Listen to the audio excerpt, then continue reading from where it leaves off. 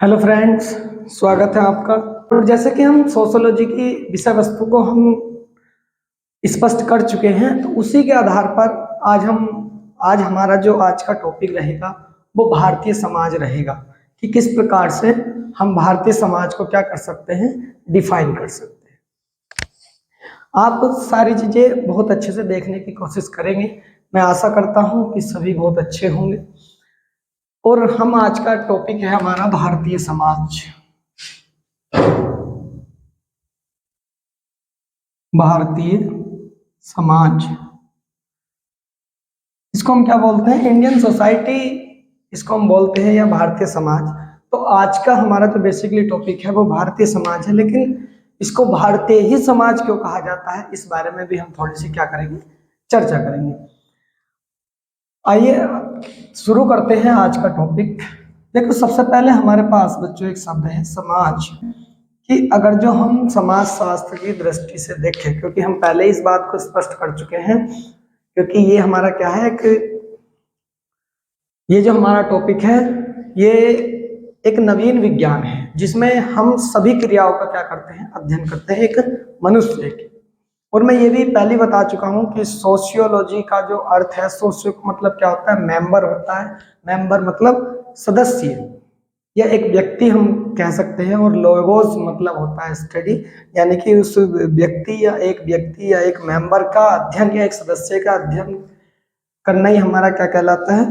हम पूरे समाज को क्या कर सकते हैं, स्टडी कर सकते हैं। अगर जब हम एक ही व्यक्ति पे क्या कर रहे हैं, स्टडी कर रहे हैं। जैसे मैं पहले भी फिजिक्स या केमिस्ट्री या बायोलॉजी की मैंने जो भी क्लासेस ली हैं, या फिलोसफी की जो क्लासेस ली हैं, तो मैंने उसमें एक ऐसा कीवर्ड देने की आपको कोशिश की है जिसके परितः आप सारी चीजें क्या कर सकते हो, समझ सकते हो। तो उसी के आधार पर आज हमारा टॉपिक जो भारतीय समाज, इंडियन सोसाइटी, जो यूपीएससी की नजरिए से भी क्या है, बहुत ही इंपॉर्टेंट टॉपिक है। ये अपने आप में एक पेपर है, इंडियन सोसाइटी।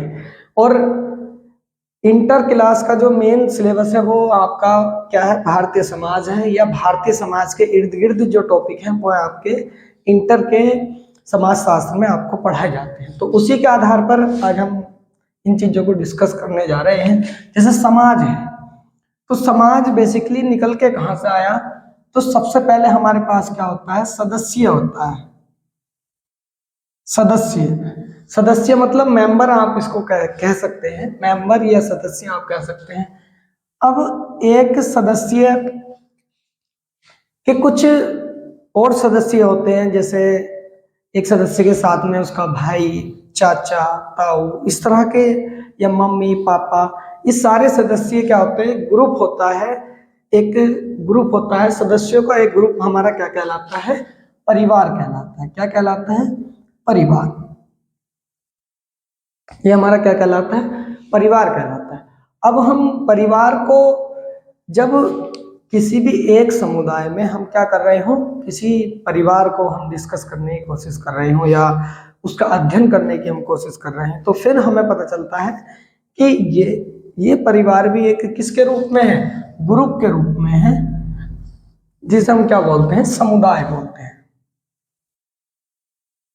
समुदाय भाई, ये जो परिवार है ये किसी एक धर्म से संबंधित हो सकता है, ये किसी कल्चर से संबंधित हो सकता है, किसी संस्कृति से या किसी धर्म विशेष से हो सकता है, या किसी विशेष वर्ग से संबंधित हो सकता है। तो ये उसी वर्ग के समुदाय को क्या करेगा, रिप्रेजेंट करेगा, या ये परिवार उस एक अन्य परिवारों को या उस प्रकृति के, यानी कि सेम नेचर के या सेम प्रकृति के लोग होंगे आपके इस समुदाय में, यानी कि ये ग्रुप ऑफ फैमिलीज हमारा क्या कहलाता है, समुदाय कहलाता है।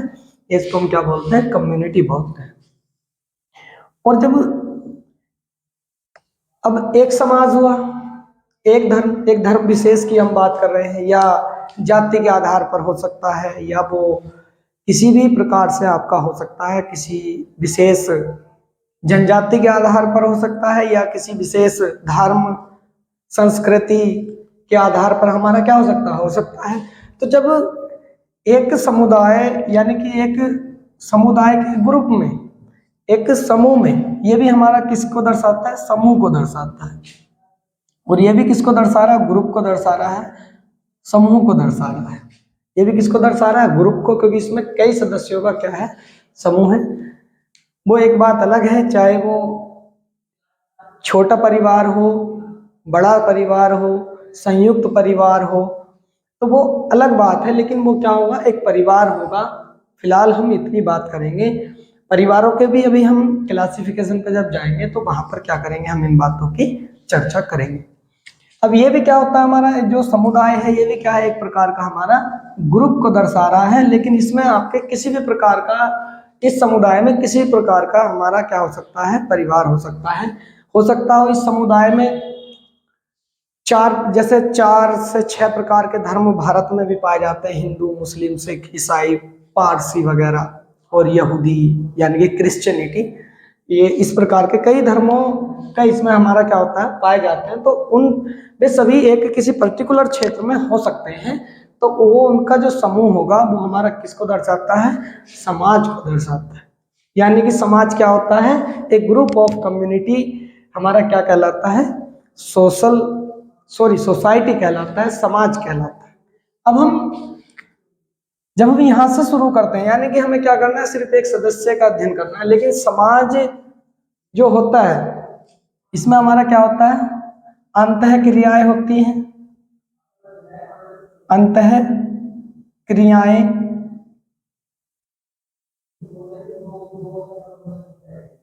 अंतः क्रियाएं होती हैं, संबंध होते हैं।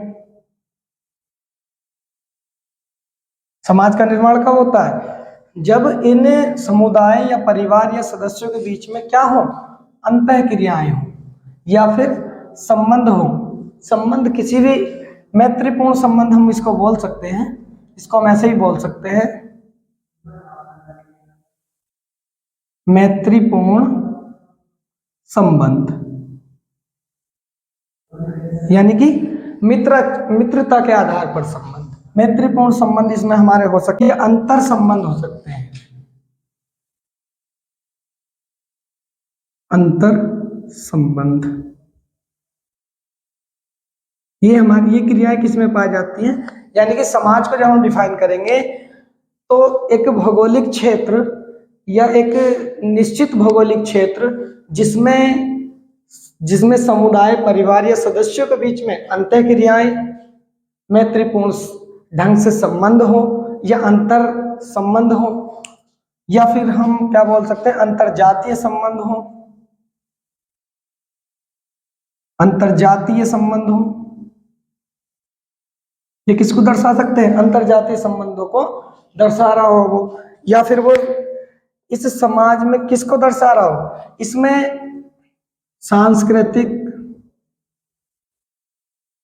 सांस्कृतिक नियम या कानून को दर्शाता हो। यानी कि समाज किन किन चीजों, कौन कौन सी क्रियाएं इसमें पाई जाती हैं, सांस्कृतिक नियम या कानून इसमें पाए जाते हैं, या अंतः क्रियाएं इसमें पाई जा रही है, या मैत्रीपूर्ण संबंध इसमें पाए जा रहे हैं, या अंतर संबंध पाए जाते हैं, या अंतर जातीय संबंध पाए जाते हैं, या हमारे अंतर धार्मिक संबंध, अंतः धार्मिक संबंध।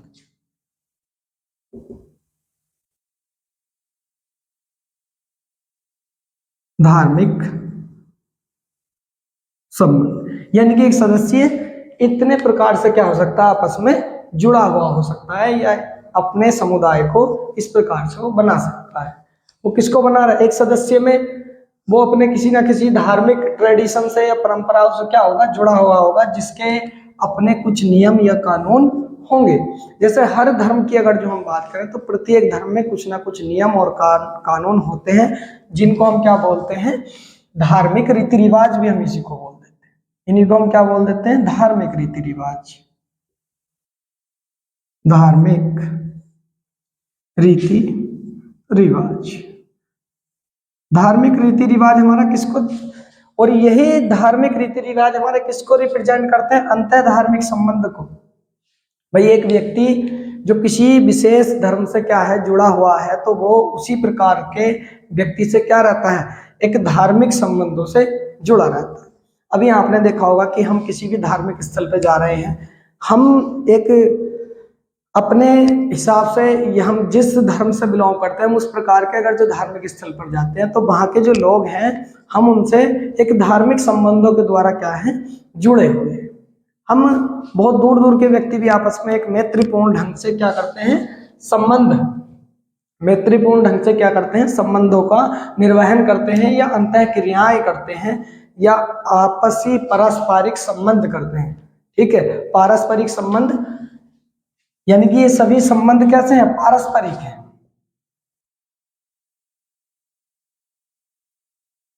पारस्परिक संबंध, ठीक है, ये पारस्परिक संबंध इस वजह से है क्योंकि हम या तो धार्मिक या फिर अंतः क्रियाओं के रूप में हम अपनी जरूरतों को पूरा करने के लिए किसी ना किसी व्यक्ति से, समुदाय से क्या रहते हैं, जुड़े हुए रहते हैं। क्योंकि ये जो सदस्य है उसको हमारा समाजशास्त्र क्या कहता है कि एक व्यक्ति क्या होता है, हमारा एक व्यक्ति एक सामाजिक प्राणी है जो बिना समाज के अपने जीवन का निर्वहन नहीं कर सकता। क्यों नहीं कर सकता? क्योंकि वह अपनी भौतिक आवश्यकताओं की पूर्ति के लिए समाज में रहना पसंद करता है। धार्मिक जो भौतिक आवश्यकताएं, भौतिक आवश्यकताएं हो सकती हैं रहन सहन, खान पीन, या किसी भी प्रकार की जो भौतिक संपदाओं से संबंधित हो सकती हैं, भौतिक संपत्ति से संबंधित हो सकती हैं, या हम जो विशेष प्रकार के लोगों से जुड़े रहते हैं। अगर जो हम एक पर्टिकुलर एक समाज की बात करें तो वहाँ पर बहुत सारी चीज़ें, जैसे अभी हमें कपड़ों की आवश्यकता पड़ेगी, कपड़े सिलवाने की, तो हमारा एक मैत्रीपूर्ण ढंग से संबंध किससे होगा, दर्जी से होगा। हम वहाँ जाएंगे अपना, चाहे उसके लिए हमें कोई भी जो अंतः क्रिया हुई, अंतः क्रिया वहाँ पर क्या होगी, हमने उसको कपड़ा दिया, उसने सिला और उसके कार्य का हमने उसको दाम दिया। तो ये भी क्या है, एक मैत्रीपूर्ण संबंध है। तो फिर उसके बाद में उसको जो जिन भौतिक आवश्यकताओं की पूर्ति के लिए उस धन को क्या करना होगा, वो अपना खाने का सामान ले सकता है, या अपने ही पहनने के और कपड़े ले सकता है, अपने घर की किसी भी जरूरत को पूरा करने के लिए वो उस धन से क्या कर सकता है, चीजें खरीद सकता है। तो फिर वो भी इसी प्रकार से क्या करेगा, समाज में या अपने किसी समुदाय में क्या होगा, जुड़ा हुआ होगा। चाहे वो परचून की दुकान से जुड़ा हुआ, क्रॉकरी की दुकान से जुड़ा हुआ हो, किसी भी प्रकार की दुकान से, वो कपड़ों की दुकान से जुड़ा हुआ हो, किसी भी प्रकार से, या खाद्य पदार्थ वो कहीं से कोई भी खरीद रहा है, तो वो भी क्या है, एक अंतः क्रिया हो रही है उन दोनों व्यक्तियों के बीच। जैसे हमारे बीच हुई ऐसी उसने दूसरों के साथ की। तो ये भी क्या है, ये भी एक अंतः क्रिया या पारस्परिक संबंधों के समाज को दर्शाता है। यानी कि पारस्परिक संबंध, ये क्या होता है, हमारे पारस्परिक संबंध होते हैं। तो इस प्रकार से हमें चीजों को समझना कि वास्तव में चीजें हैं क्या। अगर जो हम चीजों को गहराई से लेके जा रहे हैं तो हमारी वे चीजें इतनी इजी लगेंगी, हमें भी समझ में भी आएंगी। बस अंतर है तो सिर्फ इस बात का कि हम उनको किस बात से या किस तरीके से उसको समझने की कोशिश कर रहे हैं, वे आपको ध्यान देनी है। तो भारतीय समाज की अगर जो हम बात करते हैं तो समाज शब्द कहाँ से आ रहा है, वो हमने उसका जिक्र किया है। अब समाज में कौन कौन सी क्रियाएं दिखाई देती है, मैत्रीपूर्ण ढंग से संबंध, अंतर संबंध, जो इंटरेक्शन करती है, एक व्यक्ति या एक सदस्य एक दूसरे से क्या करता है, इंटरेक्शन करता है। जैसे मैंने अभी आपको बताया अंतः क्रियाएं, या जिस प्रकार से हम एक दूसरे से क्या रहते हैं, जुड़े हुए रहते हैं। अंतरजातीय संबंध भी एक सदस्य में होते हैं। अंतरजातीय संबंध का मतलब है एक विशेष पर्टिकुलर जाति से हम क्या रहते हैं, अपनी जुड़े रहते हैं, चाहे वो किसी भी धर्म हो या कोई अन्य धर्म का व्यक्ति हो। उसमें भी कई प्रकार की क्या पाई जाती है, जाति पाई जाती है, हमारा कास्ट सिस्टम पाया जाता है। तो उसी के आधार पर वो अपने धार्मिक या अंतर जातीय संबंधों को भी क्या करता है, एक दूसरे से प्रदर्शित करता है, या पारस्परिक संबंधों को वहां पर क्या करता है, दर्शाता है।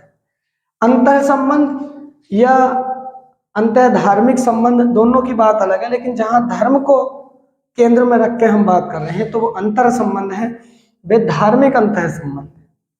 लेकिन जहां पर हम जाति को केंद्र में रख के बात कर रहे हैं तो वो हमारा क्या है, अंतरजातीय संबंध है।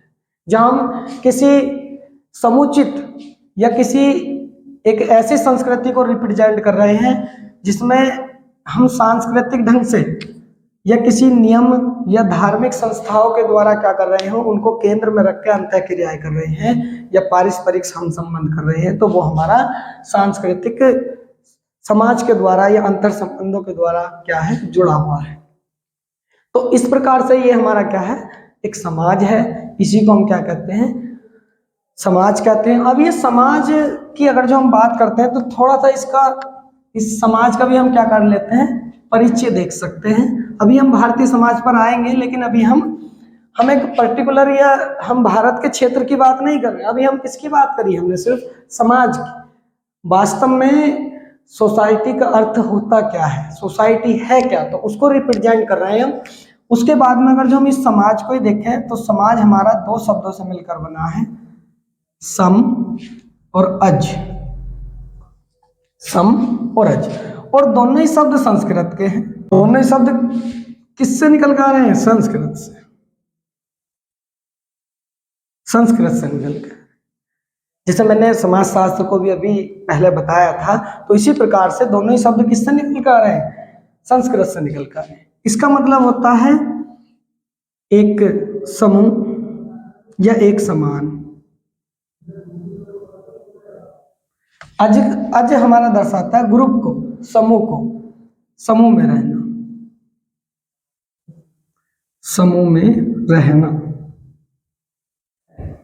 ठीक है, इसको हम क्या कर सकते हैं, एक समान कर सकते हैं, या हम एक साथ भी हम इसको बोल सकते हैं। क्या बोल सकते हैं, एक साथ, एक समान या एक साथ रहना, समूह में रहना या निवास करना, निवास करना, ये हमारा क्या कहलाता है, यानी कि एक साथ निवास करना या एक समान समूह में रहना हमारा क्या कहलाता है, समाज कहलाता है हमारा।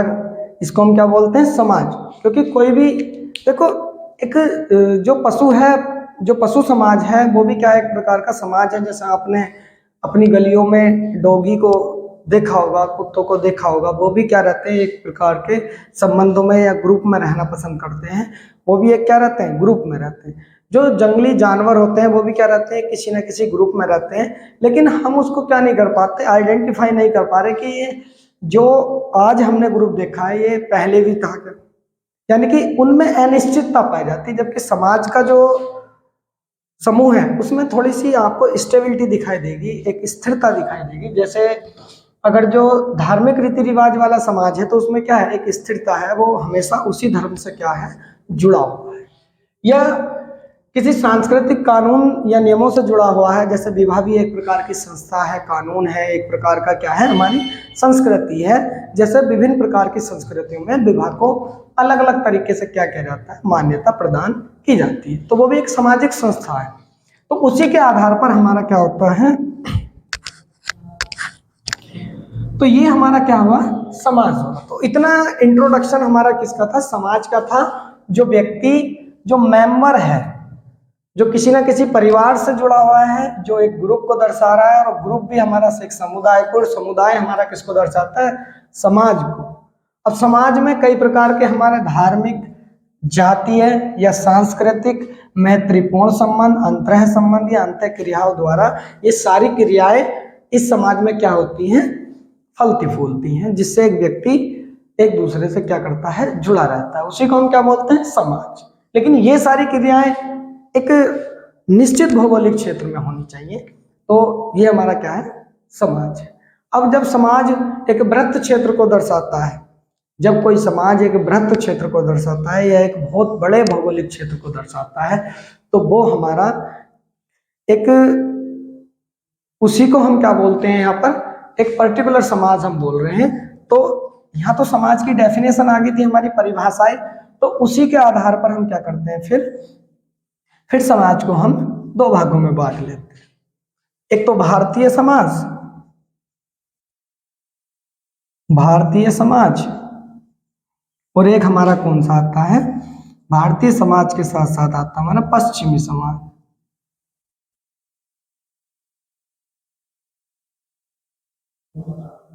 पश्चिमी समाज आता है। ठीक, एक भारतीय समाज है और एक हमारा क्या है, पश्चिमी समाज। यानी कि भारतीय समाज को हम, यानी कि वो समाज जो भारत के जो विशेष, यानी कि व्रत क्षेत्रफल को रिप्रेजेंट करता है। सामाजिक तौर पर या सामाजिक संबंधों के आधार पर, सामाजिक सांस्कृति के आधार पर या भारतीय संस्कृति के आधार पर या भारतीय लोगों में, भारतीय सदस्यों में किस प्रकार की अंत्यक्रियाएं हैं, किस प्रकार के मैत्रीपूर्ण संबंध हैं, किस प्रकार का यहाँ पर परिवार हमारा क्या हो रहा है, पाया जा रहा है, तो वो हमारा क्या होता है, वो हमारा भारतीय समाज है। अभी पश्चिमी समाज यानी कि अगर जो हम पश्चिम के या यूरोप कॉन्टिनेंट के अगर जो हम लोगों को देखें तो उनमें एक अलग प्रकार की संस्कृति और अंत्यक्रियाएं पाई जाती। जैसे भारत में विवाह को लेकर अप्रोच अलग है और पश्चिम दर्शन में विवाह को लेकर अप्रोच क्या है, बिल्कुल डिफरेंट है। भारत में जो परिवार को लेकर जो सोच है या जो एक प्रकार की जो हम कह सकते हैं समझ है, वो भारत की समझ अलग है और यहाँ की समझ अलग है। जैसे भारत में संयुक्त परिवार, जबकि भारत के समाज पर आज इतना आधुनिक संस्कृतिकरण का इतना प्रभाव है, तो फिर भी आज भी यहाँ क्या पाए जाते हैं, संयुक्त परिवार पाए जाते हैं। लेकिन पश्चिमी दर्शन में संयुक्त परिवार नहीं पाए जाते, क्योंकि हमारे यहाँ आधुनिकीकरण या औद्योगिकरण की जो स्थिति है वो बाद में पैदा हुई, पश्चिम में पहले हो गई थी। तो वहाँ पर जो आधुनिकीकरण का या जो औद्योगिकरण का प्रभाव पश्चिमी समाज पर पड़ा, तो उसने सभी संयुक्त परिवारों को किस में बदल दिया, एकल परिवारों में बदल दिया, एकाकी परिवारों में बदल दिया। अब इन चीज़ों को रिप्रेजेंट करने के लिए हमारे बहुत सारे व्यक्ति या बहुत सारे समाजशास्त्रियों ने अपनी अपनी क्या निभाई है, अलग अलग भूमिका निभाई है, जिसको हम समाजशास्त्र के या एक समाजशास्त्र एक परिचय में हम अपनी जो हमारी पहली वीडियो है उसमें क्या कर चुके हैं, दर्शा चुके हैं।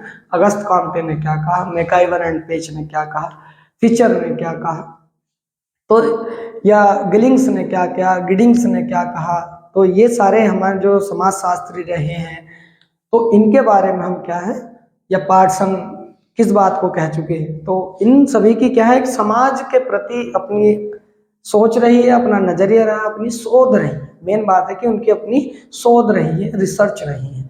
तो उन्होंने अब उसी आधार पर समाज को रिप्रेजेंट करने की क्या की है, कोशिश की है। तो भारतीय समाज या पश्चिमी समाज को हम इसको क्या कर लेते हैं, दो भागों में, यानी कि जो भारत के लोगों के बीच जो संबंधों को दर्शाता है वो हमारा क्या है, एक निश्चित भौगोलिक क्षेत्र को दर्शा रहा है, वो हमारा भारतीय समाज है। और भारत के अलावा जितना भी यूरोप कॉन्टिनेंट का, चाहे वो रूस हो, एशिया हो, अमेरिका हो, अफ्रीका हो, ऑस्ट्रेलिया हो, दक्षिण अमेरिका हो, उत्तरी अमेरिका हो, जहाँ के भी समाज को दर्शाएगा, जापान हो, रूस हो, तो ये हमारा किस में आ जाता है, सब पश्चिमी समाज में आया। ठीक है, तो उसके आधार पर हमारा क्या है,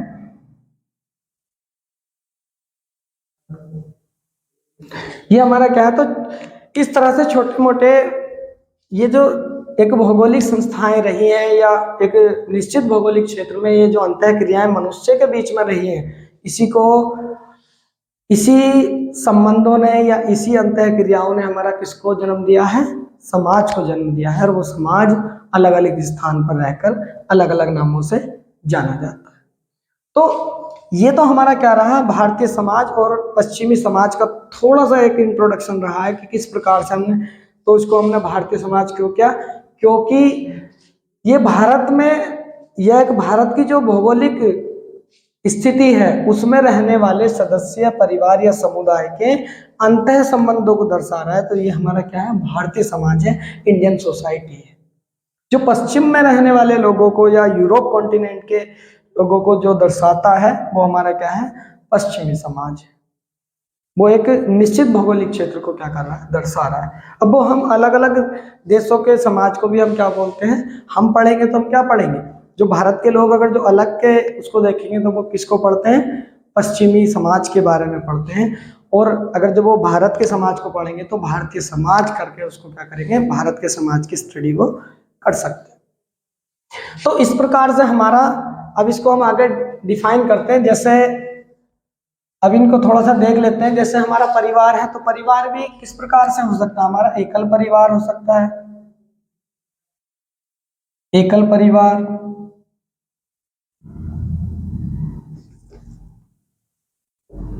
एकल परिवार, या हमारा क्या होता है, संयुक्त परिवार, संयुक्त परिवार। फिर ऐसे हमारा समुदाय होता है। तो समुदाय हमारे कितने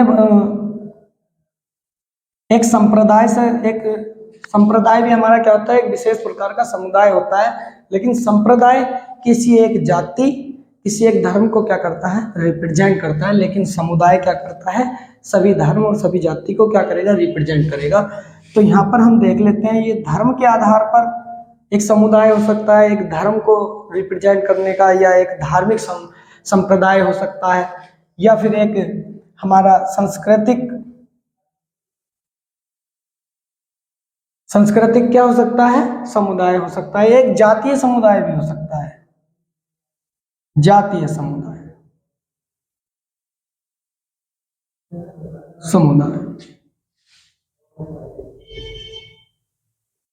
जातीय समुदाय हो सकता है।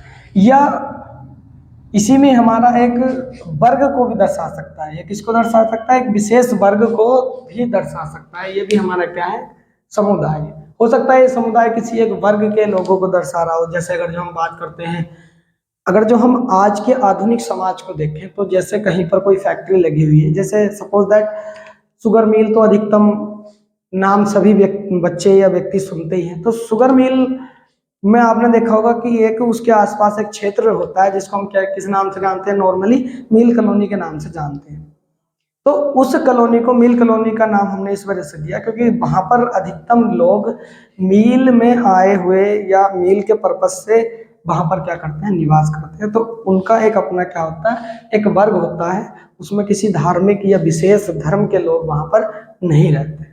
वहां पर सिर्फ एक मजदूर वर्ग के लोग क्या करते हैं, निवास करते हैं। तो एक समुदाय किसको दर्शा सकता है, किसी एक विशेष वर्ग को भी दर्शा सकता है। वो मजदूर वर्ग हो सकता है, वो अध्यापक वर्ग हो सकता है, वो क्लर्क वर्ग हो सकता है, वो कोई भी एक क्या हो सकता है, वर्ग हो सकता है। वो प्रशासनिक वर्ग हो सकता है, वो किसी फोर्स का वर्ग हो सकता है। जैसे किसी भी कॉलोनी का हम नाम उसी आधार पर रख देते हैं, जैसे पुलिस कॉलोनी या आर्मी कॉलोनी को भी हम क्या कह सकते हैं। तो वहां पर अधिकतम लोग कौन रहते हैं, जो पुलिस में हो। अब पुलिस में हर धर्म के लोग हो सकते हैं, आर्मी में हर धर्म के लोग हो सकते हैं, हर संस्कृति के लोग हो सकते हैं। लेकिन वहां पर वो किसी धर्म या संस्कृति को नहीं दर्शा रहा है, सिर्फ एक वर्ग को दर्शा रहा है, जो एक प्रशासनिक वर्ग है या एक फोर्सेबल हमारा सेनानी क्या है, हमारा वर्ग है।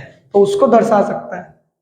जैसे स्कूल के नाम ही होते हैं, कुछ तो संस्कृति को रिप्रेजेंट करते हैं। जैसे अगर जो हम मदरसा या गुरुकुल की हम बात करते हैं या चर्च की हम बात करते हैं, तो वो किसको दर्शा रहे हैं, किसी एक धर्म या संस्कृति को दर्शा रहे हैं, या किसी एक जाति को भी वो क्या करते हैं, दर्शाते हैं। लेकिन ये जो वर्ग की हम बात कर रहे हैं, वो हमारा क्या होता है, वर्ग मतलब वहाँ किसी धर्म या जाति विशेष को नहीं दर्शा रहा, वो सिर्फ एक वर्ग को दर्शा रहा है कि हाँ इसमें इस वर्ग के लोग पढ़ते हैं, या इस कॉलोनी में या इस मोहल्ले में या इस गांव में मजदूर वर्ग रहता है या काम काजी लोग रहते हैं। तो इस प्रकार से ये किसको रिप्रेजेंट करता है, एक वर्ग को भी समुदाय क्या कर सकता है, रिप्रेजेंट कर सकता है। तो ये तो था हमारा जो नॉर्मली हमारा क्या था, भारतीय समाज और पश्चिमी समाज था, और समाज क्या है इसको आप क्या कर लेंगे, एक बार रिवाइज कर सकते हैं। अब हम आगे बात करते हैं भारतीय संस्कृति, भारतीय समाज की, भारतीय समाज की। अब हम अगर जो भारतीय समाज को देखते हैं, तो भारतीय समाज में भी हमारे क्या देखेंगे, अब एक व्यक्ति है, हमें सिर्फ करना क्या है, सिर्फ एक सदस्य को हमें लेना है और उसका हमें क्या करना है, अध्ययन करना है। बाकी पूरे समाज का हम अध्ययन नहीं करना। हम एक ही व्यक्ति से क्या कर सकते हैं, पूरे समाज का अध्ययन कर सकते हैं। आप देखेंगे हमारे पास एक मेंबर है, हम भारतीय समाज की हम क्या कर रहे हैं, बात कर रहे हैं। तो एक व्यक्ति अपनी भौतिक आवश्यकताओं को पूरी करने के लिए क्या करता है, विचरण करता है, या एक दूसरे से अंतः संबंध या अंतः क्रियाएं करता है, अंतः क्रियाएं करता है। एक मेंबर है, ये क्या हमारा मेंबर चीजों को बस थोड़ा सा डीपली जाकर देखेंगे तो हमें ये सारी चीजें क्या आ जाएंगी, आसानी से समझ में आ जाएंगी। अब जो अंतः क्रिया ये करेगा, अब ये एक व्यक्ति हमारा जो कहाँ रहता है, एक विशेष प्रकार के एक समाज में रहता है। जिस जैसे हमने समाज को तो अभी डिफाइन कर दिया है, लेकिन समाज में उत्पन्न होने वाली क्रियाओं को भी ये क्या करेगा, फेस करेगा। अब जैसे सबसे पहले जब मेंबर है तो सबसे पहले किसका निर्माण करेगा, अपने एक परिवार का निर्माण करेगा। यानी कि परिवार का निर्माण करने के लिए उसे अंतः क्रियाएं करनी पड़ेगी या अंतर संबंध बनाना पड़ेगा किसी दूसरे। अब ये अगर जो ये मेंबर कैसा है, ये मेल है, तो वो फीमेल से क्या बनाएगा, संबंध बनाएगा या अंतः क्रिया करेगा, और उन संबंधों का नाम हमारा क्या होगा बच्चों, विवाह होगा। ठीक है, उस संबंध को हम किससे दर्शाएंगे, विवाह से। यानी कि भारतीय समाज में एक क्रिया हमारी क्या पाई जाती है, विवाह पाई जाती है, जिससे सर्वप्रथम वो किसका निर्माण करता है, परिवार का निर्माण करता है। ठीक है, ये मेंबर है, ये भी हमारा क्या है, मेंबर है, लेकिन ये अपने परिवार को जब एक सदस्य है, ये भी एक सदस्य है, ये भी एक सदस्य है, लेकिन जब ये कंबाइन होंगे तो दोनों ही मेंबर किसका निर्माण करेंगे, ये किस सामाजिक परंपरा के द्वारा जुड़ रहे हैं, विवाह के। विवाह एक सामाजिक संस्था है, यह एक सामाजिक परंपरा है, इसके द्वारा आपस में जुड़ते हैं और ये किसका निर्माण करते हैं, परिवार का निर्माण करते हैं, परिवार का निर्माण करते हैं। अब ये जो परिवार है, अब ये परिवार किसी न किसी किस में रह रहा होगा, किसी न किसी क्षेत्र में रह रहा होगा, किसी न किसी क्षेत्र में रह रहा होगा। तो अब ये जो जिस क्षेत्र में हमारा निवास करता होगा, तो उस क्षेत्र में अब ये जो परिवार है, अब ये किसके आधार पर अलग अलग होंगे, ये तो एक पर एक, अब ये धर्मों के आधार पर क्या हो जाएंगे, अलग अलग। धर्मों के आधार पर क्या होंगे, अलग, धर्म के आधार पर अलग हो जाएंगे। जैसे हमारा धर्मों के आधार पर क्या हो जाएंगे, अलग। एक विशेष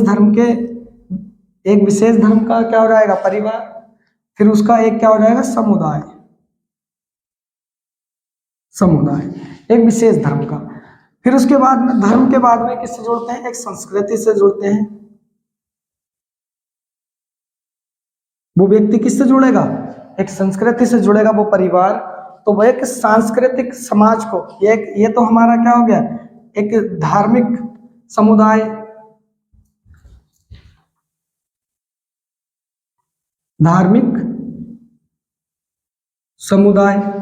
तो धार्मिक, अगर जो धर्म और संस्कृति के आधार पर ये क्या कर रहे हैं, अपनी किसी न किसी परंपरा या किसी न किसी कल्चर से अगर जुड़े हुए हैं, तो ये क्या करेंगे, धार्मिक समुदाय का निर्माण करेंगे। अब जिसमें हमारा इस्लाम समुदाय हो सकता है या हमारा हिंदू समुदाय हो सकता है, जिसमें और भी कई प्रकार के समुदाय हो सकते हैं, सिख समुदाय है या हमारा जैन समुदाय है। इस प्रकार से क्या करेगा, अलग अलग धर्मों के हिसाब से समुदाय को डिफाइन करेगा।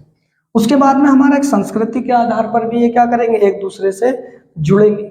ये जो एक व्यक्ति था, ये तो हमारा था एक सोची समझी धार्मिक या सांस्कृतिक परंपराओं से क्या है, यहाँ जुड़ता है।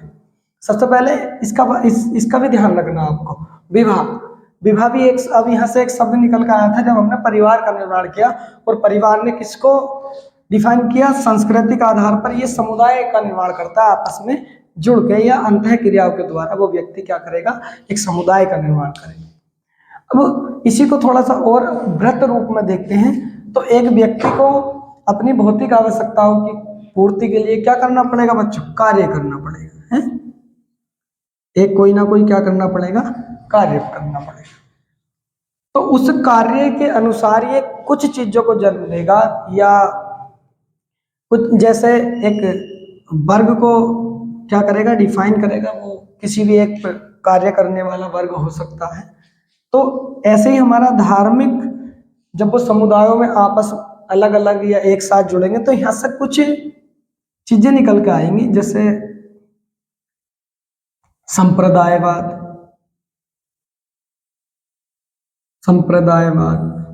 या किसी एक क्षेत्र के व्यक्ति हैं तो वो उनमें एक भावना निकल के आएगी, क्षेत्रवाद निकल के आएगी। या तो वो एक किसी ना किसी संप्रदाय का होगा या फिर एक विशेष क्षेत्र में रहता होगा, तो ये भावनाएं उनमें क्या होंगी, बेसिकली उत्पन्न होंगी। तो यहाँ से दो चीजें हमें और मिल जाती हैं। ठीक है, अब यहाँ से जब वो काम करता है, कार्य करता है, तो वो हमारा किसको दर्शाएगा, आधुनिक समाज को दर्शाएगा।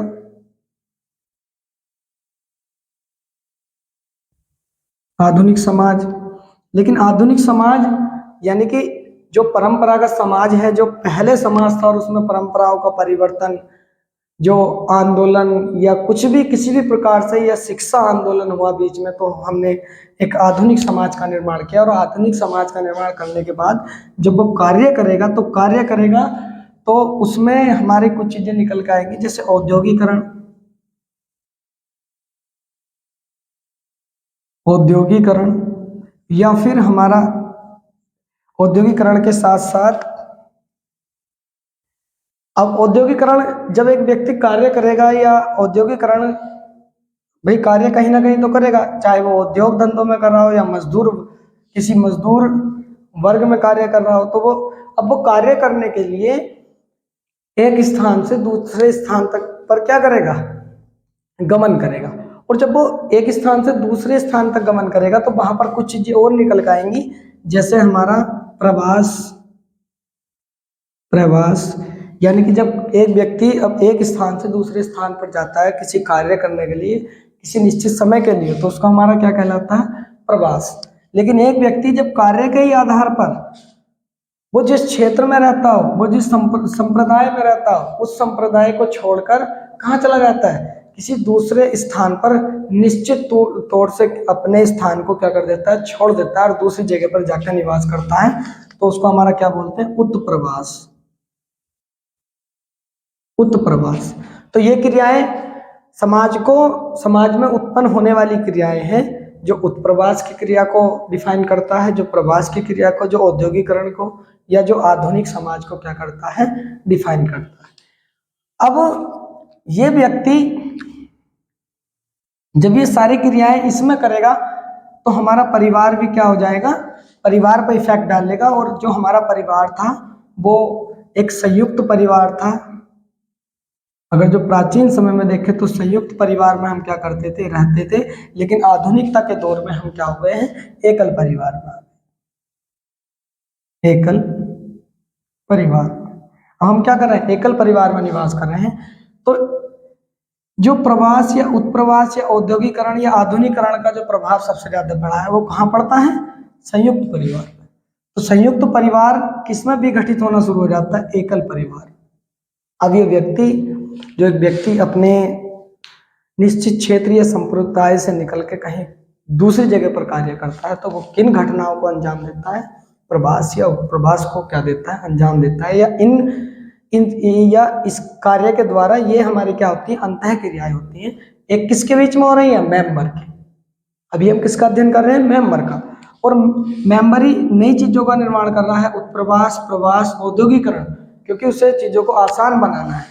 भाई उसे प्रवास या उत्प्रवास की क्रियाएं करने के लिए उसे मशीनीकरण का उपयोग करना पड़ा। यानी कि यहाँ से हमारा क्या निकल कर आ रहा है, परिवहन, यानी कि परिवहन सिस्टम या परिवहन तंत्र, परिवहन जो पूरा एक प्रकार है परिवहन का, यानी कि जिसके द्वारा हम अपने एक स्थान से दूसरे स्थान तक जा सकते हैं। तो अगर हम प्राचीन समाज को देखें तो घोड़ा, बुग्गी, साइकिल का आविष्कार उसके बाद में हुआ। इस प्रकार से हमने जब से पहिए का आविष्कार किया तो समाज में क्या हुआ, धीरे धीरे विकास की दर हमें दिखाई दी। तो उसी विकास के एक क्रम में हमारे किसका निर्माण किया, औद्योगिकरण का। अब हम हवाई जहाज से जा रहे हैं, मोटरसाइकिल से जा रहे हैं, कार, ट्रैक्टर वगैरह, तो हमने मशीनीकरण को क्या दिया, बहुत ज्यादा प्रोत्साहन दिया। तो यहाँ से एक शब्द निकल कर आता है, मशीनीकरण का।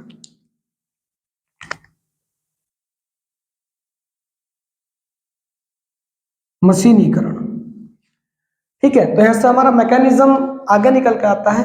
और परिवार भी क्या है, परिवार का भी एक अपना क्या है, मैकेनिज्म है, वो किस प्रकार से क्या कर रहा है, वर्क कर रहा है। अब उसमें जो चीजें हमारी वर्क कर रही हैं वे आप सभी देख रहे हैं।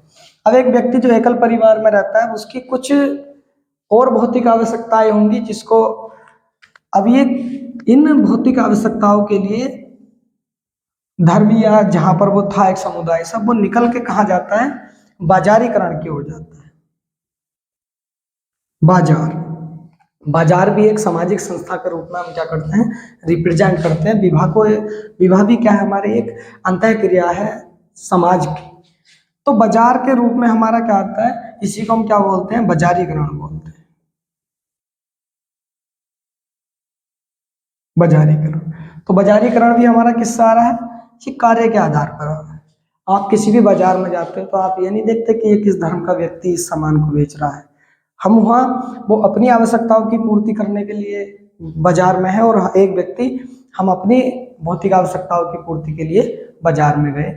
तो उसमें भी जो एक उपभोक्ता, ऐसे क्या निकल का है, उपभोक्ता, उपभोक्ता, और एक होता है हमारा उत्पादनकर्ता, उत्पादनकर्ता। अब इन दोनों के बीच के जो पारस्परिक या इंटरेक्शन या अंतः क्रिया है, उसको हमने किसका रूप दे दिया, एक बाजार का रूप दे दिया। कि वहां पर जो उपभोक्ता होंगे वे अलग अलग होंगे, और जो उत्पादन करता होंगे वो एक समूह में रह रहे होंगे। अब दोनों समूहों के बीच में हमारा जो एक समुदाय या एक पूरी पूरी की पूरी एक भौगोलिक क्षेत्र को भी डिपेंड करता है, तो वो हमारा क्या कहलाता है, बाजारीकरण कहलाता है। वही हमारा क्या है, बाजार। तो अब यहाँ से दो चीजों को ये क्या कर रहे हैं, उत्पन्न कर रहे हैं। अभी हम सिर्फ किसका जिक्र कर रहे थे, एक मेंबर का। अब इस मेंबर ने सबसे पहले विवाह की क्रियाएं की, और क्या बनाया, परिवार बनाया, और परिवार के कार्य के लिए उसने इतने सारे कार्य किए। अब यहाँ से अब ये सारे कार्य करने के लिए वो इस बीच में इसके साथ में एक क्रिया और चलती है, जिसे हम क्या बोलते हैं, राजनीतिक क्रिया।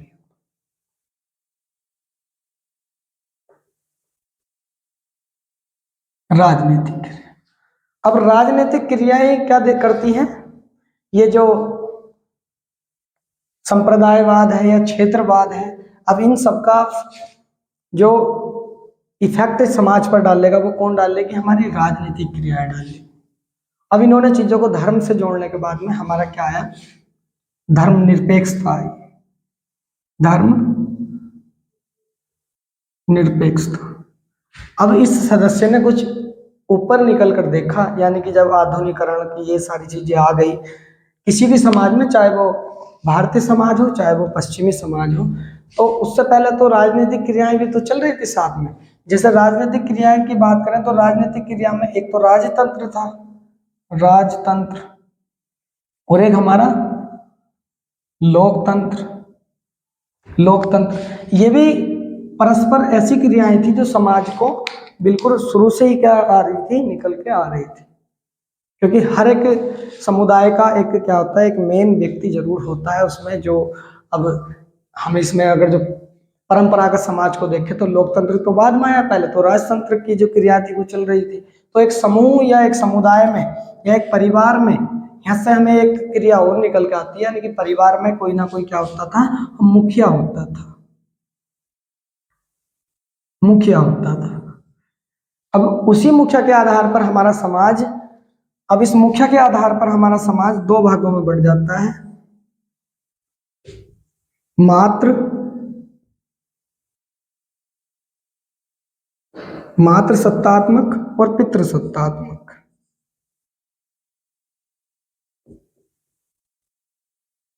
मात्र सत्तात्मक या पितृ सत्तात्मक। यही परिवार जब राजनीतिक क्रिया करता है तो क्या करता है, समाज हमारे परिवार में कोई ना कोई क्या होता है, एक मुखिया होता है, जो सभी परिवार में होने वाली सभी क्रियाओं को क्या करता है, प्रभावित। तो यहाँ से हमारा समाज दो वर्गों में बटा हुआ दिखाई देता है, मात्र सत्तात्मक और पितृ सत्तात्मक। अब ये तो था परिवार के आधार पर, ये था कार्य के आधार पर, ये था धार्मिक संप्रदाय के आधार पर। अब हमारा समाज एक और आधार पर हमारा क्या देता है, थोड़ा सा अलग अलग दिखाई देता है। जैसे हमारा क्या है, भाषाई आधार है, भाषाई आधार। भाषाई आधार पर भी हमारा क्या होगा, भारतीय समाज थोड़ा सा टूटता हुआ दिखाई देता है, जिसमें हमारा अलग एक प्रत्येक समुदाय की या कमेटी की या परिवार की या कम्युनिटी की हमारी क्या होती है, एक विशेष प्रकार की भाषा होती है। तो उसके आधार पर भी हमारा, क्योंकि अभी दो भाषाओं के लोग हैं और वो हमारी भाषाएं नहीं जानते, तो उनके बीच में जो अंतः क्रियाएं हैं वो नहीं होंगी। जब वो नहीं होंगी तो हम समाज को समाज नहीं कह सकते। तो इस प्रकार भी हमारा क्या होता है सारी चीजें। तो यहां से बहुत सारे शब्द हमारे निकल के आए हैं। अब ये जो बाजार या आधुनिकीकरण का जो सिस्टम हमारा दिखाई दे रहा है, इसी को हमारा परंपरागत समाज का ये क्या है, एक स्टेप है आधुनिक समाज। कि प्राचीन समाज, परंपरागत समाज के पर मैं एक पर्टिकुलर एक वीडियो बनाऊंगा अभी इसके बाद में, तो वो उसी के आधार पर पढ़ाऊंगा। तो यहाँ से कुछ चीजें निकल के आती हैं। जब एक व्यक्ति क्या करता है, ये तो सारी चीजें समझ में आ गई होंगी आपकी, राजनीति वगैरह ये सारी चीजें यहाँ। अब यही परिवार जब भाषा के आधार पर करता है तो अलग समाज को दर्शाता है, और ये आधुनिकीकरण के हिसाब से क्या करता है, कार्य करता है, मशीनीकरण के हिसाब से करता है तो कुछ चीजों को और, या जो बाजार है हमारा, तो आधुनिक समाज के हिसाब से हमारा फिर क्या करता है, ये अलग प्रकार से कार्य करता है। तो इसमें ये हमारा टूट जाता है। तो यहाँ से कुछ क्रियाएं और दिखाई देती हैं, जैसे नगरीकरण है, नगरीकरण है, यानी कि एक तो ग्रामीण समाज तो पहले से था ही हमारे पास, अब ये नई क्रिया को क्या करता है, अंजाम देता है, जिसे हम क्या बोलते हैं, नगरीकरण। और ये जो बाजार है, बाजार एक नई क्रिया को क्या करता है, क्रिएट करता है, जिसे हम क्या बोलते हैं, उपनिवेशवाद।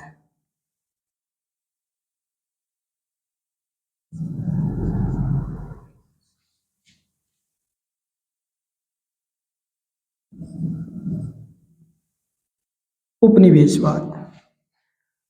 फिर इससे भी हमारा क्या होता है, समाज और आगे बढ़ता है, और ये आपस में क्या करते हैं, इस प्रकार से क्रिया करते हैं। अब ये सारा समाज इस प्रकार से क्या करता है, वर्क करता है। तो अब हमारा ये क्या है, ये हमारा एक प्रकार से अब ये समाज, ये सारी क्रियाएं हर जगह दिखाई देंगी, चाहे वो भारतीय समाज हो, चाहे वो पश्चिमी समाज हो। बस भारतीय समाज एक अलग प्रकार की संस्कृति या धार्मिक या भाषा के आधार पर नगरीकरण, औद्योगिकरण, मशीनीकरण का क्या करेगा, उपयोग करेगा। राजनीति, राजतंत्र और लोकतंत्र को क्या करेगा, व्यक्ति रिप्रेजेंट करेगा। सिर्फ कौन कर रहा है, एक मेंबर इफेक्ट कर रहा है। ठीक है। अब इसी के आधार पर जब हम आगे बढ़ते हैं तो हम देखते हैं कि ये तो क्या था, एक भारतीय समाज का हम क्या कर रहे थे, निर्माण कर रहे थे, जिसमें हमने पूरे समाज को देख लिया एक बार में कि शुरू में कैसा था और आधुनिकीकरण के दौर में आते आते वो इस प्रकार का। ठीक, तो ये हमारा एक प्रकार है समाज का। अब हम आगे देखते हैं, अब इस भारतीय समाज को ये तो सारी क्रियाएं उत्पन्न हो गई है, अब किन से हमें फायदा होगा, किन से हमें नुकसान होगा, यानी कि भारतीय समाज के सामने कौन कौन सी चीजें क्या है, चुनौती का सामना है, या चुनौती को या भारतीय समाज को विघटित करती है, उनको हम देख लेंगे। भारतीय समाज के भी क्या होंगे, आपको दो पहलू दिखाई देंगे। भारतीय समाज के भी दो पहलू दिखाई देंगे। एक तो हमारा क्या आ जाएगा कि समाज हमारा आगे बढ़ता हुआ दिखाई देगा। अब इस प्रकार से भारतीय समाज के सामने क्या होंगे, कुछ चुनौती होंगी, क्योंकि ये जो अभी हम पाठ समझा रहे थे, भारतीय समाज की क्या थी, संरचना थी।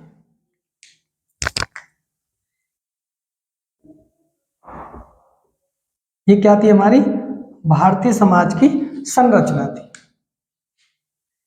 ठीक, लेकिन अब इस संरचना के सामने क्या होगा, कुछ चुनौतीपूर्ण कार्य भी हमारे सामने है।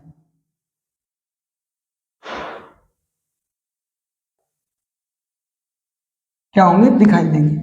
तो जो हम अभी जो टॉपिक को बात कर रहे थे वो क्या थी, एक भारतीय समाज की संरचना थी, लेकिन हम देखते हैं कि उस भारतीय समाज के सामने किस प्रकार की चुनौतियां सामने आती हैं। अब इस भारतीय समाज को जब परंपरागत समाज में, आज हम आधुनिक समाज की अगर जो हम बात करते हैं, या जो आज एक आधुनिक चेतना की हम बात करते हैं, या आधुनिक सोच की हम बात करते हैं, तो उस ये जो सोच आज की है वो कहाँ से निकल कर आ रही है, तो इस पूरी संरचना के सामने कुछ चुनौतियां भी रही होंगी।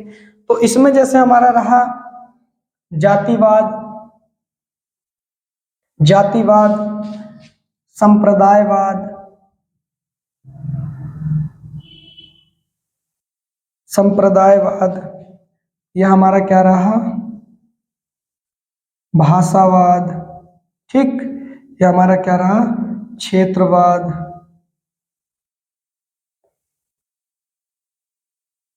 क्षेत्रवाद, यह हमारा क्या रहा, रूढ़िवादिता, भेदभाव।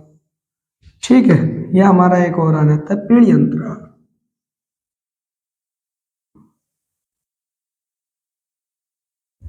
ठीक है। जो हमारे सामने जो चुनौतियां आती हैं भारतीय समाज को लेकर, तो सबसे पहला आता है हमारा जातिवाद। यानी कि जो भारतीय समाज है उसमें अब ये चीजें क्या हुई हैं, उत्पन्न हुई हैं, जब हमारा पूरा समाज क्या हो गया, संरचना के आधार पर क्या हुआ, डेवलप हुआ, जब एक मेंबर ने क्या करनी शुरू करी, कार्य करना शुरू किया। अब उस समाज में से कुछ चीजें और निकल के आई जो उस समाज के लिए क्या हो सकती थी, नुकसानदायक होती है। जैसे एक व्यक्ति जो एक भौतिक आवश्यकताओं की पूर्ति के लिए क्या है, समाज में है, तो उसके लिए सबसे मेन बात ये भी है कि वो किस प्रकार की चुनौतियों से क्या ग्रसित है, या उस समाज को एक अच्छे समाज की ओर ना ले जाकर, एक आधुनिकीकरण की ओर ना ले जाकर वो क्या कर रहा है, उसको उसको डाउनवर्ड की ओर लेके जा रहा है, उसको नीचे की ओर लेके जा रहा है। तो ये चुनौतियां हैं भारतीय समाज के सामने, जैसे जातिवाद। क्योंकि भारत एक ऐसा क्षेत्रफल है जहां पर कई प्रकार की जातियां निवास करती हैं, हिंदू, मुस्लिम, सिख, ईसाई और कई प्रकार की जनजातियां भारत में निवास करती हैं। तो जाति के आधार पर भी हम क्या करते हैं, एक दूसरे व्यक्ति के साथ में जो अंतः क्रियाएं हैं, अब ये उनको क्या करेगा, इफेक्टिव करेगा। यानी कि हमारे अंदर जो मोरल एबिलिटी होनी चाहिए थी, वे इनको क्या कर देता है, नष्ट कर देता है। तो उसी के आधार पर ये हमारा क्या है, जातिवाद है। हम जातिवाद को इन सभी, ये अपने आप में एक बहुत बड़े बड़े टॉपिक हैं, लेकिन यहाँ मैं सिर्फ इनको एक नॉर्मली क्या कर रहा हूँ, रिप्रेजेंट कर रहा हूँ, ताकि हमें भारतीय समाज के समक्ष क्या आनी चाहिए, चुनौतियों दिखे। ठीक है। संप्रदायवाद है। संप्रदाय मतलब एक विशेष प्रकार का धर्म या कमेटी जो अपने ही समुदाय को क्या करती है, रिप्रेजेंट करती है। ये भारतीय समाज में एक सोच भी पाई जाती है कि प्रत्येक व्यक्ति अपने समाज, अपने परिवार, अपनी जाति, अपनी भाषा, अपने क्षेत्र और अपने जो वो निवास करता है जहाँ, उसको क्या मानता है, श्रेष्ठ मानता है। सभी को अपना गांव अच्छा लगता है, शहर वालों को अपना शहर अच्छा लगता है, सभी को अपनी जाति अच्छी लगती है, सभी को अपना संप्रदाय अच्छा लगता है, वो जिस संप्रदाय में निवास करते हैं। क्योंकि एक धर्म भी क्या है हमारा, धर्म एक विशेष प्रकार का जो धर्म है, उसमें भी हमारा क्या होता है, कई प्रकार के संप्रदाय पाए जाते हैं, कम्युनिटी पाए जाते हैं, समुदाय पाए जाते हैं। जैसे भी हम हिंदू धर्म की बात करें तो हिंदू धर्म में ही हमारे, तुमने देखा भी होगा आजकल जो सोशल मीडिया का जमाना है, तो उसमें हम क्षत्रिय हैं, हम जाटव हैं, इस प्रकार की क्या हो रही है, क्रियाएं हो रही हैं। तो ये किसको दर्शा रही हैं, जातिवाद को दर्शा रही है, संप्रदायवाद को दर्शा रही है। अब हम हिंदुस्तानी हैं या हम अंग्रेज हैं, ये बात किसको दर्शाती है, ये क्षेत्रवाद को दर्शाती है। या हम तमिल हैं, या हम, हमारी जैसी बहुत सारी भाषाएं हैं, हम राजस्थानी हैं, हम उत्तर प्रदेश वाले हैं, हम हिंदी वाले हैं, ठीक है, ब्रज भाषा है, अवधी है, कई प्रकार की क्या है हमारी भाषाएं हैं। तो भाषा के आधार पर भी समाज विघटित होता है, या उसमें अंतः क्रियाएं दिखाई देती हैं, जिससे हम एक दूसरे का अनहित करना चाहते हैं, या एक दूसरे को हम हमेशा नीचे की ओर लेके जाते हैं। तो समाज, परंपरागत समाज का मतलब है कि एक समाज एक परंपराओं के आधार पर क्या बढ़ रहा है, आगे बढ़ रहा है, जो आधुनिक समाज के लिए आधुनिकता की ओर क्या कर रहा है, अग्रसर है, जिससे हम जातिवाद को छोड़ दें, हम संप्रदायवाद को जोड़ दें, हम भाषावाद को भी क्या कर दें, छोड़ दें। उसी के आधार पर अब हमारा आ जाता है क्षेत्रवाद। तो क्षेत्रवाद का मतलब है जैसे एक व्यक्ति जो एक विशेष क्षेत्र का है, जैसे हम कहीं भी जाते हैं तो हम एक दूसरे को पहचान जाते हैं, अच्छा उत्तर प्रदेश से हो आप, अच्छा आप राजस्थान से हो, वो जो भी एक व्यक्ति जहाँ का भी, वो जहाँ भी निवास करता है, उस व्यक्ति को क्या कर लेते हैं, पहचान लेते हैं। क्योंकि वहां पर एक अलग प्रकार का क्षेत्रवाद वहां पर क्या होता है, दिखाई देता है। तो वो एक दूसरे के क्या करते हैं, पक्ष करते हैं, जो भारतीय समाज के लिए क्या है, चुनौती। फिर सबसे मेन बात आ जाती है हमारी रूढ़िवादिता। रूढ़िवादिता मतलब कंजर्वेटिवनेस, या हम प्राचीन ऐसी परंपराएं जिसमें लोगों का अनिहित हो, समाज का अनिहित हो, उनको छोड़कर हम क्या करें, आगे बढ़ने की कोशिश करें। तो जो हम पिछली धार्मिक ऐसी परंपराओं से ग्रसित है जो हमारे लिए बिल्कुल भी क्या नहीं है, बेनिफिट नहीं है या लाभदायक नहीं है, तो वे हमारे क्या है, सब रूढ़िवादिता। फिर लैंगिक भेदभाव है कि ये लड़की है या ये लड़का है, तो ये जो भेदभाव है ये भी हमारे कहाँ दिखाई देते हैं, समाज में। तो ये भी भारतीय समाज या किसी भी समाज के लिए क्या हो सकते हैं, ये चुनौतियां हैं। इस समाज के लिए क्या है, चुनौतियां हैं, चाहे वो भारतीय समाज हो, चाहे वो पश्चिमी समाज हो। लड़की और लड़के के बीच जो ये भावनाएं मन में लोगों के रहती हैं कि ये हमारी लड़की है या लड़का है, कि लड़की को पराए घर जाना है या लड़के को यहीं रहना है, या ये हमारे परिवार का मुखिया है, तो इस प्रकार की क्या होती है भावनाएं निकल के आती हैं, तो उसको हम क्या बोलते हैं, लैंगिक भेदभाव बोलते हैं। फिर अगले अगर जो हम चरण की बात करते हैं, तो पीढ़ी अंतराल भी हमारा क्या है, एक सामाजिक चुनौतियों के बीच में क्या है, एक पीढ़ी अंतराल भी एक क्या करता है, एक अपनी अहम भूमिका यहाँ पर निभा रहा है।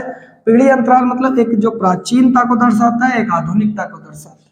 तो दोनों के बीच जो अंतःक्रियाएं हैं या जो सोच को लेकर आपस में पारस्परिक संबंध होंगे, वे भी क्या होंगे, डिफरेंट। ये तो प्राचीन है, पता नहीं कैसे कैसे कपड़े पहनता है, इस तरह की बातें। और ये जो प्राचीनता को दर्शा रहा है, वो आधुनिकता में क्या करेगा, कमियां निकाल लेगा। तुम आधुनिकता के चक्कर में ये चीजें छोड़ रहे हो, ये चीजें भूल रहे हो। हालांकि कमियां तो प्राचीनता में भी हैं और आधुनिकता में भी हैं, कमियां तो रहेंगी, लेकिन इन दो हमारा जो मेन पर्पज है, जो मेन उद्देश्य है, वो इन दोनों के बीच में अंतःक्रिया या पारस्परिक संबंधों को बीच में बिठाना है। तो हम इसको क्या करते हैं, तो ये भी एक पीढ़ी अंतराल भी क्या है हमारे सामने एक ऐसी चुनौती है जो भारतीय समाज को इफेक्टिव करती है, प्रभावित करती है। अब संरचना के आधार पर अगर जो देखें, जो भारतीय समाज को आगे लेके जाना चाहते हैं, तो जैसे हमारा धर्मनिरपेक्षता है,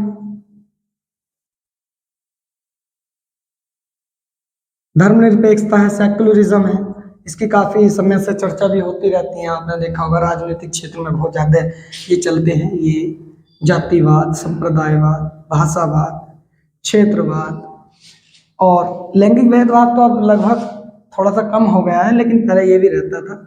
इसका अभी भी हम क्या कर लेते हैं, फायदा उठा लेते हैं, जैसे महिला आरक्षण बिल लेकर या 3 तलाक का इस तरह से, या महिलाओं के लिए संरक्षण हम दे रहे हैं, तुम्हारी सरकार नहीं दे रही है, तो इसका भी हम क्या कर लेते हैं, फायदा ले लेते हैं राजनीति में। और पीढ़ी अंतराल भी क्या है, एक प्रकार का फायदा राजनीति को जाता है।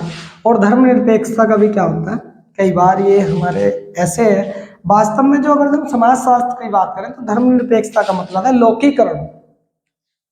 लौकीकरण का मतलब है यही लोक या इस लोक की बात करता है धर्मनिरपेक्षता, कि हम जहाँ हैं हम इसको डिफाइन करें, ना कि हम परलौकिक बात को या परलोक की भावनाओं में रहें।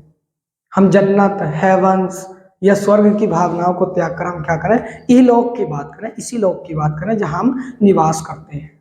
तो ये हमारा क्या है, ये धर्मनिरपेक्षता को रिप्रेजेंट करता है। अब उसके बाद में हमारा धर्मनिरपेक्षता के साथ साथ कुछ चीजें ऐसी हैं जो हमें क्या करती है, ये मतलब हमें क्या करेंगी, जो सामाजिक संरचना में हमारी दिखाई देती हैं, या भारतीय विविधता में एकता।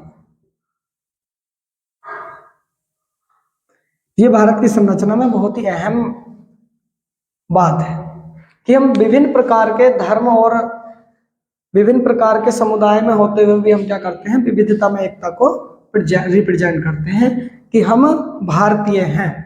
यानी कि इसके लिए हमारा संविधान क्या है, इस बात को दर्शाता है। या संविधान के कुछ आर्टिकल हैं, आर्टिकल 25, आर्टिकल 26, आर्टिकल 28, आर्टिकल 27 और आर्टिकल 21, ये सारी चीजें हमारा किसको दर्शाती हैं, भारतीय विविधता में एकता को दर्शाती है। और धर्मनिरपेक्षता भी इसी को दर्शाता है, आर्टिकल 25, यानी कि धर्म की स्वतंत्रता और राज्य का कोई विशेष धर्म नहीं है, या राष्ट्र का कोई विशेष धर्म नहीं है, यही हमारा क्या है, धर्मनिरपेक्षता है। ठीक, इसके अलग अलग प्रकार से जब मैं इसको पर्टिकुलर इसी को पढ़ाऊंगा तो मैं इस पर बहुत, ये अच्छा टॉपिक भी है, राजनीतिक दृश्य से भी और सामाजिक दृश्य से भी ये क्या है, एक बहुत अच्छा टॉपिक है। तो फिलहाल हम बात करते हैं विविधता में एकता। तो विविधता में एकता का मतलब है हम अपने इस भारतीय समाज में जहाँ विभिन्न प्रकार की संस्कृति, सभ्यताएं पाई जाती, मेन बात है कि यहाँ पर विभिन्न प्रकार के धर्म और समुदाय क्या है, अलग अलग है, लेकिन फिर भी हमें क्या दिखाई देती है, एकता की हम भारत के लोग हैं, हम भारतीय हैं। तो ये क्या हमारी विविधता में एकता है। तो इस प्रकार से हम क्या करते हैं, पूरे भारतीय समाज को, अभी हम ये सारे अपने आप में क्या एक टॉपिक है, हमने सिर्फ इसका एक इंट्रोडक्शन टाइप हमने आपको समझाने की कोशिश की है, और आशा करता हूं ये पूरी बात आपको समझ में आ गई होगी। अब इसके सामने बहुत सारी चुनौतियां हैं। संरचना कैसे है, सांस्कृतिक परिवर्तन क्यों चल रहे हैं, या जो सांस्कृतिक ये लैंगिक भेदभाव है, रूढ़िवादिता है, क्षेत्रवाद की भावना किस प्रकार से समाज को क्या कर रही है, इंटरेक्ट कर रही है, उसको उसको इफेक्टिव कर रही है, संप्रदायवाद की भावना किस प्रकार से हमें क्या कर रही है, इफेक्टिव कर रही है। तो इनके बारे में बहुत सारे, जैसे पार्सन हैं या अगस्त कॉम्टे हैं या मैकाइवर एंड पेज हैं, कार्ल मार्क्स हैं, तो उन्होंने इन चीज़ों पर बहुत ही क्या किया है, अपना एक बृहत क्षेत्र में अपना योगदान देने की कोशिश की और इसको समझाने की कोशिश की है कि हम एक प्राचीन समाज को कैसे आधुनिक समाज की तरफ क्या कर सकते हैं, अग्रसर कर सकते हैं, उसको लेकर जा सकते हैं। लेकिन उसके सामने जो हमारे सामने जो चुनौतियां आ रही हैं, उनको हमें क्या करना पड़ेगा, त्यागना पड़ेगा। हमें एक मेंबर का अध्ययन करते करते हम सारी चीज़ों को क्या करते हैं, हमें जो उसमें बुराइयां दिखाई देंगी उनको हम चुनौतियों के रूप में लिखेंगे, और जिससे हमें क्या होता है, हमारा जो प्राचीन समाज है, हमारा भारतीय समाज किसकी ओर जा रहा है, आधुनिक समाज। तो ये भी हमारा क्या है, एक प्रकार से समाज को रिप्रेजेंट करता है। ठीक, तो ये भारतीय समाज है। भारतीय समाज में भी एक तो आधुनिक समाज हो जाएगा, एक प्राचीन समाज और एक आधुनिक समाज। तो यहाँ दोनों ही जगह पर क्या है, इसके बीच में जितना भी अंतर आया, अब यहाँ से जब हमने प्राचीन समाज से, जहाँ से मनुष्य एक सामाजिक प्राणी बनना शुरू हुआ, जीव से, जंतु से वो किस में बदला, एक सामाजिक प्राणी में बदला, तो तब से वो प्राचीन समाज से कहाँ आया है, आधुनिक समाज में। और इसी प्रकार से प्राचीन समाज से आधुनिक समाज की ओर जाने के लिए उसी को हम क्या बोलते हैं बच्चों, परंपरागत भारतीय समाज।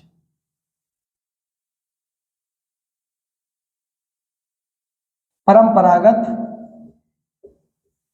भारतीय समाज। अब परंपरागत भारतीय समाज को हम देखें तो समाज को शुरू में रिप्रेजेंट करने के जो तरीके थे और आज रिप्रेजेंट करने के जो तरीके हैं, उसमें क्या है, बिल्कुल बहुत डिफरेंट है। आपने देखा भी होगा कि अगर जो हम पहले समाज की हम बात करते हैं तो मोक्ष की अवधारणा, स्वर्ग नर्क की अवधारणाएं, जन्नत की अवधारणाएं, ये सारी अवधारणाएं किस में रही, समाज में रही। और समाज अपने अलग अलग प्रकार से उसको क्या करता चला गया, रिप्रेजेंट करता चला गया। जो उसको बुरा लगा उसको छोड़ता चला गया और जो अच्छा लगा उसको अपने साथ लेकर चलता गया। तो इसी को हमारा क्या बोलते हैं, परंपरागत भारतीय समाज बोलते हैं। जो आज का समाज है और जो प्राचीन समाज है, उसमें आपको जो अंतर दिखाई देते हैं वही हमारा किस में आता है, परंपरागत समाज को क्या करता है, रिप्रेजेंट करता है। पहले जातियां नहीं होती थी, आज जातियां। पहले कर्म के आधार पर, कार्य के आधार पर जाति को क्या कर रहे थे, रिप्रेजेंट कर रहे थे, या शास्त्रों के अनुसार हम पुरुषार्थ के रूप में भारतीय समाज को क्या कर रहे थे, रिप्रेजेंट कर रहे थे। जैसे 4 पुरुषार्थ होते हैं हमारे, अर्थ, धर्म, मोक्ष, ठीक है। तो इस प्रकार के जो कर्म है हमारे, ये क्या थे, अलग अलग थे। और भी मैं हो सकता है कुछ चीज मिस मैच कर रहा हूं, लेकिन आप सिर्फ बात को समझने की कोशिश करेंगे तो उसके आधार पर हम क्या कर रहे हैं, चीजों को अलग कर रहे हैं। फिर हम जातिवाद, ये सारी चीजें बाद में उदय इनका होता चला गया। तो इस आधार पर चीजें क्या हो गई, बहुत समाज में जो आज के समय में चीजें दिखाई दे रही हैं, जो आधुनिक समाज को रिप्रेजेंट कर रहे हैं, और एक प्राचीन समाज जो पहले था, उसमें दोनों में क्या है, अंतर है। तो उसी अंतर को या उसी गैप को जो जिन तत्वों के माध्यम से या जिन क्रियाओं के माध्यम से हम आधुनिक समाज में आज हैं, तो उसी को हम क्या बोलते हैं, परंपरागत भारतीय समाज बोलते हैं। ठीक है, तो ये सारा क्या था, हमारा एक भारतीय समाज का एक परिचय था या समाज का एक परिचय था, जिसको मैंने समझाया। आशा करता हूँ कि सभी को बहुत अच्छे से समझ में आया होगा। लेकिन टॉपिक को, मेन बात है कि टॉपिक को हम किस आधार पर सुनना चाहते हैं, किस आधार पर उसको हम क्या कर रहे हैं, पढ़ रहे हैं, मेन बात ये डिपेंड करती है। आशा करता हूँ सभी को बहुत अच्छे से समझ में आया होगा। हम अपनी अगली वीडियो लेकर आएंगे। अगर जो आपको अच्छी लगेगी तो किसी भी टॉपिक को आप कमेंट्स करके हमें बता सकते हैं, तो उसी के आधार पर हम क्या करेंगे, चीज़ों को रिप्रेजेंट करने की कोशिश करेंगे। धन्यवाद।